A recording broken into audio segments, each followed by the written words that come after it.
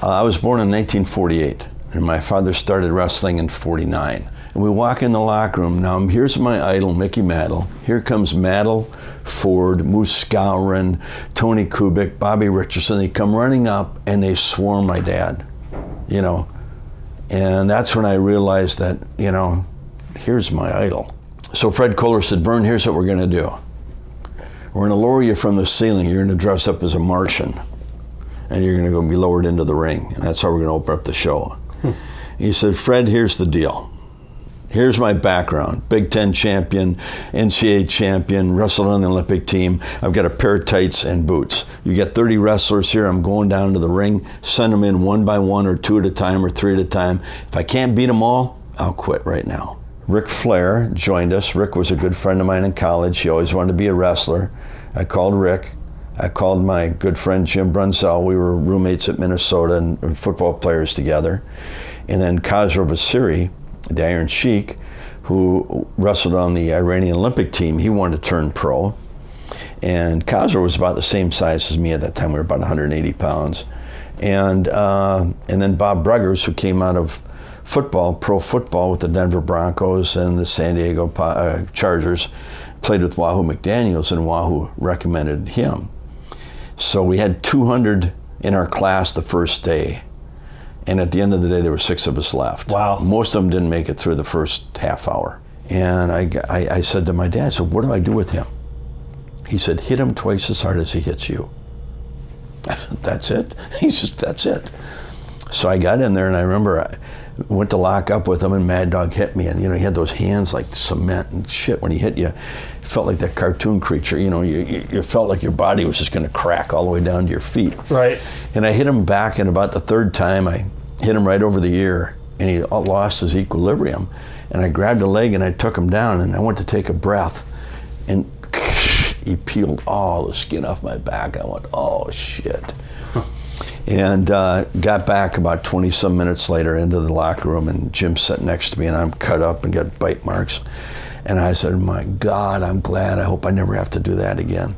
About that time, he kicks open the door. And I'd seen this before. I mean, he'd continue it.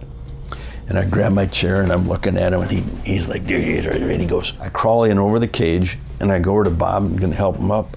And all of a sudden, I see something like corner of my eye. I look up, and a chair came over and hit me. And now I'm bleeding. And I see the guy, I grab the chair, I run up the top rope, and he's running. I fire the chair, and I hit him right behind the head.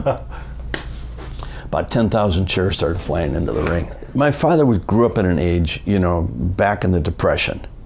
And he always told us, one thing in life, if your word and your handshake don't mean anything, you're not much of a man. And that's your contract. Your handshake and your word are your contract. You live by that, you die by it.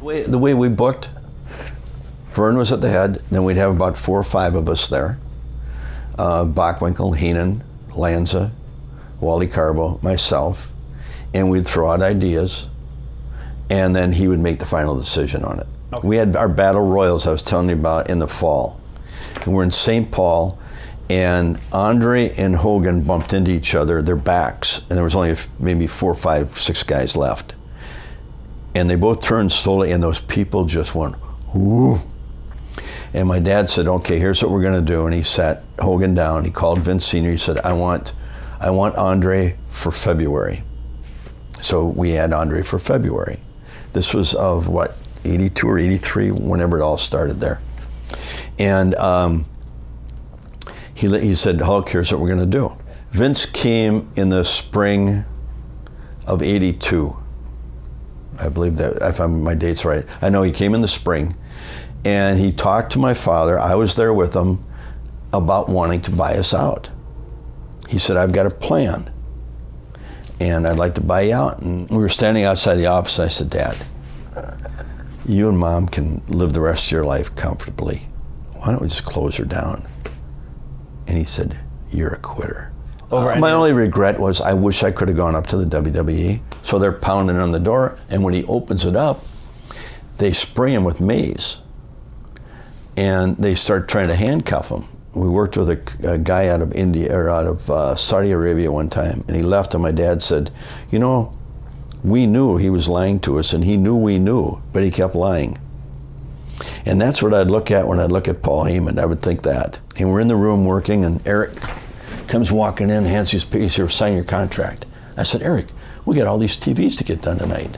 I'm going to take it home with me and let my lawyer look at it. Right. No, here, sign it. No, he got out. He came back probably 5, 6 times. And I said, has anything changed in this? No, nothing's changed. So we signed the thing. Stupid. I learned a lesson that way. He said, well, you're done. I said, okay, this was on a weekend. And I said, okay, I'll see you Monday. So I flew back to Atlanta Monday. I went up, I was going to throw him out the window on the 14th floor. I said, here's your deal, man. You got Flair, you got Hogan. Here's what you do. Talk to Vern, buy the rights from him for the AWA, buy the rights for the NWA, which I think they already had. Start the 2 leagues again, AWA versus NWA. You've got Hogan, AWA champion, Flair, NWA champion. You've got your WrestleMania built in every year. What I'm telling you right now is what really happened and how everything really went down. And there was only 3 of us that knew, McMahon, Vern, and Greg. But I went in there and I thought, you know, it's the same thing. We're booking, and there's going to be somebody going to make Vince will make the final decision. I throw out ideas. And got in there, and all of a sudden there's these guys. Geez, who's this guy? Well, he wrote for David Letterman, him for Seinfeld, him for. I said, writers? What? So I was really out of my element there with that. I'm with the writers up there, and they're looking for somebody to be a pirate. And I said, a pirate? What the fuck do you need a pirate for? We need a pirate for merchandising. So I forget the kid's name. Paul Burchill. Paul, they said, here, take him. I said, he can't be one. I said, he's been in the camp for 2 years. He's finally, it's fucking coming to him. Don't do that to him.